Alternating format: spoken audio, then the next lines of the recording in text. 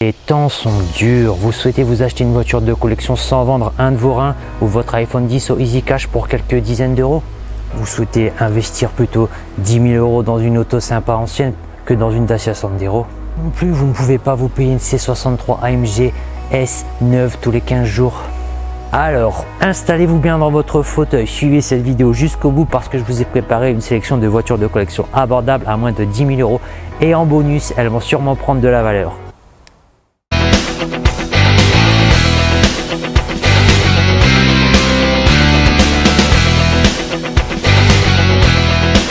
Pour commencer cette vidéo, je tenais juste à vous dire que je recherche des voitures pour faire des essais et des présentations. Donc si vous avez une voiture sympa et que vous souhaitez me la prêter pour que je puisse faire un petit reportage dessus, n'hésitez pas à m'écrire. Je vous mets mon adresse dans la description. Première auto dont on va parler aujourd'hui, une petite italienne. Pour pas changer, alors je vais vous parler de l'Alfa Romeo Alfa Sud Sprint Veloce 1.5. Ouf! Alors, voiture sortie en 1979, 105 chevaux, moteur 4 cylindres boxer à plat, 2 doubles carburateurs. Je tends à vous dire que cette voiture a un moteur diabolique, un pur régal. Par contre, les Italiens ne vont pas être contents, mais sachez que la carrosserie, c'est de la vraie merde. Ça pourrit de partout. C'est pour ça qu'aujourd'hui, on a du mal à en trouver. Il n'y en a pas beaucoup qui ont déjà été restaurés, donc il y en a peu sur le marché. Tout simplement parce que ces voitures ont été construites à partir de 1972. L'Alfa Sud est sortie. Elles ont été construites dans la nouvelle usine de Naples, donc la nouvelle usine Alfa Romeo à l'époque, et que tout simplement, les tôles étaient de mauvaise qualité. Et en plus, il y avait très peu d'antirouille. Et le peu d'antirouille qui était mis sur les voitures, et ben, tout simplement, il était à l'époque volé par les ouvriers des usines pour pouvoir répandre les produits dans les champs. En dehors de la rouille, faites attention à tout ce qui est boîte de vitesse sur ces voitures qui ont tendance à craquer, comme d'habitude chez Alfa, c'est pas top. Attention également à l'entretien parce que si vous voulez acquérir un tel véhicule, au niveau du réglage des carbus, ça peut être un peu compliqué. De double carburateur, ça se règle pas facilement et il y a de moins en moins de gens qui veulent y toucher. Donc faites attention à ça lors de votre achat. Moi, pour cette auto, je vous conseille de mettre 8 000 euros pour un très bel exemplaire. Surtout, acheter une voiture en parfait état, ça sert à rien de faire des frais sur une auto qui ne vaut que 8 000 euros. Je pense qu'il y a pas, ça vaudra pas le coup de la restaurer tout simplement. Donc, il faut acheter une voiture en parfait état tout de suite. Sachez que cette voiture, je pense que c'est un bon investissement. En 10 ans, elle a pris 130% de cote. Je pense que c'est bon à savoir. Seconde voiture italienne dont je souhaite vous parler. Alors, une voiture que personne ne connaît. En tout cas, pas beaucoup de monde, la Fiat 124 coupé. Alors cette voiture elle est sortie en 1967 et elle était vraiment avancée d'un point de vue technique. Elle possédait déjà à l'époque 4 freins à disque. Cette voiture existera en 3 séries, la AC, la BC et la CC, avec une face avant différente pour la toute première série. Les moteurs vont du 1,4 litre au 1,8 litre. Alors ce sont des moteurs Lampredi. Lampredi c'est tout simplement un ingénieur de chez Ferrari. Ce sont des moteurs double arbre-à-cam assez modernes comme je vous l'ai dit. Sur ces voitures, l'intérieur a vraiment beaucoup de charme. Il reprend notamment les compteurs de la Fiat Dino. Je ne sais pas si vous connaissez la Fiat Dino, mais en tout cas, vous irez voir. C'est une Fiat qui a été à l'époque équipée d'un moteur Ferrari, celui de la Dino 246. Et puis, ce sont des voitures voilà, fiables et assez économiques. Les pièces d'entretien ne coûtent pas hyper cher. Par contre, certaines pièces spécifiques sont un petit peu difficiles à trouver, ça je vous l'accorde. Cette voiture, elle cote actuellement 8 000 euros. Moi, je vous conseille de mettre 7 500 euros pour un bel exemplaire. Sachez qu'elles ont pris 140% de cote en 10 ans, c'est quand même pas mal. Donc, si vous avez un peu d'argent sur votre PEL ou LOL qui sert à rien, qui tourne à 0,75, pensez un peu à acheter un bel exemplaire, par exemple, de Fiat 124, c'est pas trop mal. Je vais encore vous parler d'une voiture qui sort de nulle part, la Lancia Beta. Vous allez dire, ce mec il est fou avec les voitures italiennes. C'est peut-être vrai, j'ai peut-être un problème avec les voitures italiennes. Mais en tout cas, sachez que la Lancia Beta ici en version coupée ou HPE qui est sortie en 1974, c'est vraiment une voiture sympa et je pense qu'elle va prendre de la cote. La Beta, son gros problème, c'est tout simplement qu'elle pourrissait littéralement à nouveau. Alors un carnage, moi j'en ai eu deux franchement, le plancher c'était comme des chips, donc j'avais récupéré des voitures, je pensais les retaper, c'était il y a 5-6 ans maintenant. J'avais pris un tournevis, voilà, ça passait directement à travers le plancher, tout était mort de A à Z, j'ai dû les ferrailler parce que je pouvais pas m'en sortir, hein. C'était pas viable de les restaurer tout simplement. Donc faites très attention à la corrosion, c'est vraiment à nouveau ce qui a vraiment décimé la Lancia Beta. D'ailleurs, je vais vous mettre un lien dans la description. Vous verrez que ces voitures, elles ont même eu tous les supports moteurs qui pourrissaient dès leur sortie d'usine. Il y a eu un gros rappel, notamment en Angleterre. Vous allez regarder un petit peu le reportage. Par contre, si vous la trouvez en bon état, sachez qu'elle a de super moteurs Lampredi en 1300, 1600, 1800 et 2 litres 120 chevaux double Arbacam. C'était des moteurs performants à l'époque et puis surtout qui consommaient pas trop avec un seul carburateur double corps. Ce sont des voitures, quand vous les avez en bon état, elles sont tout simplement utilisables assez souvent quand il fait beau de préférence, hein, pour éviter qu'elles se transforment en passoire. Au niveau des pièces, on peut se débrouiller pour les trouver. Il y a les Beta Boys en Angleterre qui ont pas mal de petits liens sympas pour trouver des pièces. La voiture cote actuellement 4 000 €, elle a pris 40% de cote en 10 ans. Moi je vous conseille de mettre 5 000 € quand même pour un bel exemplaire. Donc voilà, on est bien en dessous des 10 000 €. Mais le problème, ça va être tout simplement de trouver ce très bel exemplaire, parce que moi j'en cherche un également et je peux vous dire que il faut chercher. Suivante, maintenant on repart en France. Alors je vais vous parler de la Matra Simca Baghera, voiture sortie en 1973. C'est une voiture qui vraiment avait une sale image dans les années 80-90, voilà, voiture de bof, kéké. C'était vraiment une voiture de sport de pauvre, un peu comme les Porsche 924, hein. Mais cette voiture, sachez qu'elle est très novatrice, 3 places à l'avant, ça c'est, je trouve ça vraiment super. Vous regarderez, mais les intérieurs sont juste magnifiques, enfin moi je trouve, des compteurs futuristes, et puis surtout ça a été une voiture qui a été conçue, fabriquée par les ingénieurs qui ont conçu par exemple la Renault Espace, la Renault Avantime, donc pas trop mal.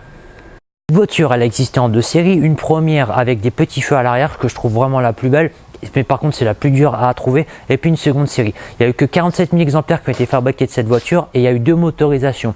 Alors il y a eu un 1300 84 chevaux et ensuite un 1500 de 90 chevaux. Sachez que la Matra Baghera, tout simplement, elle a vu sa cote augmenter de 50% ces 10 dernières années. La cote des Matra ne fait que d'augmenter. Les Matra classiques, donc que ce soit la 530 ou la Jet, ça a littéralement explosé. Je pense que celle-ci va suivre. Actuellement, ça vaut en cote 9 000 €. Moi, je vous conseille de mettre 8 000 pour une série 2 et 10 000 pour une belle série 1. Alors attention, trouver une belle série 1 avec une belle couleur, ça va être compliqué. Mais il ne faut pas trop tarder, parce qu'il y a pas mal d'amateurs qui commencent à acheter un œil à ces autos, et je pense que ça va faire que monter. On reste en France, on bouge pas. Alors on continue avec une Citroën cette fois-ci. C'est une voiture qui a malheureusement également intéressé pas mal de porteurs de mulets dans les années 90, ou qui en tout cas a été acquise par pas mal de ces personnages, parce que c'était une voiture assez luxueuse des années 70-80. Je vous parle de la Citroën CX. Alors cette voiture, elle est sortie en 1974, elle était juste super novatrice.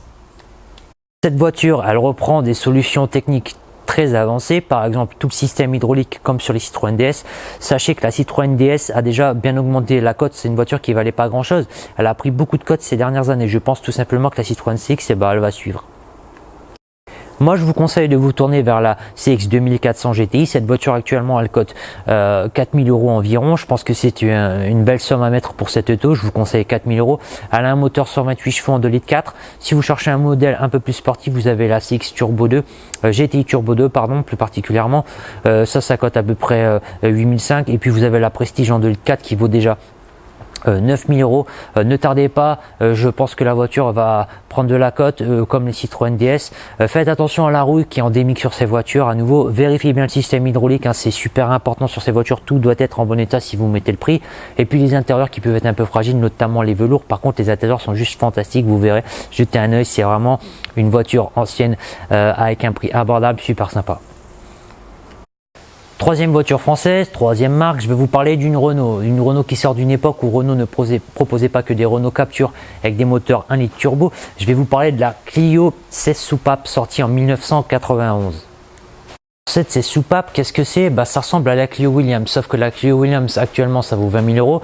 C'est à peu près la même voiture, elle a les mêmes extensions d'ailes, elle a un moteur un peu plus petit, un 1816 soupapes qui fait 140 chevaux. C'est vraiment une super petite bombinette, une vraie petite voiture sportive des années 90.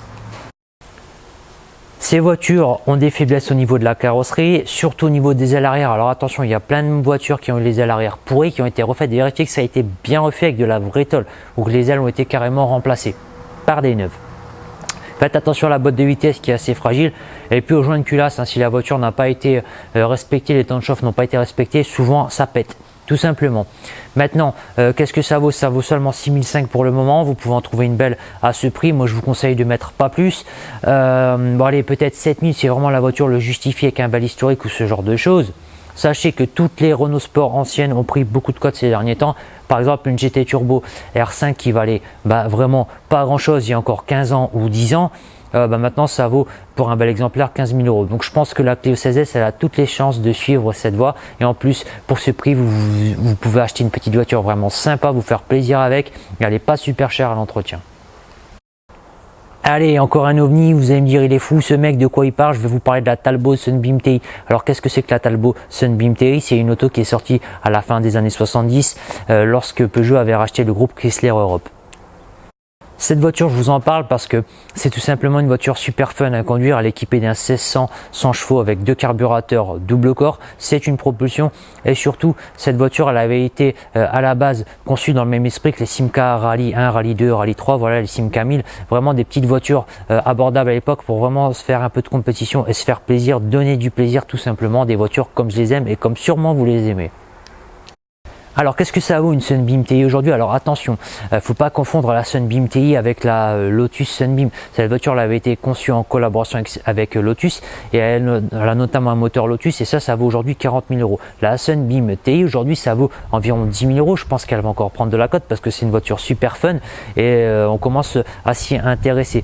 Cette voiture, sachez que si vous souhaitez en acquérir une, il faudra vraiment faire attention qu'elle soit complète et en parfait état lors de votre achat, parce que les pièces spécifiques sont difficiles à trouver. Également faire attention à l'entretien parce que les carburateurs peuvent être un peu difficiles à régler, et puis surtout vérifier bien sûr la carrosserie, qu'il n'y ait pas trop de rouille, et l'électricité qui peut être capricieuse malheureusement sur ces modèles. Une petite Porsche à moins de 10 000 euros, ça vous intéresse ou non? Alors sachez qu'il y a encore des Porsche pas trop chers, je vous en avais déjà parlé dans une vidéo précédente. Je vais vous reparler de la Porsche 944 parce que vous pouvez encore en trouver une à moins de 10 000 euros. Les voitures, elles étaient vraiment top au niveau du comportement parce qu'elles ont un système transaxe avec une boîte de vitesse à l'arrière, donc une répartition idéale des masses. Ça tient largement mieux la route que la petite Porsche 911 qui va tout droit dans le mur quand on ne sait pas la conduire. Les phases 1 ont un intérieur identique au Porsche 924, c'est exactement le même tableau de bord.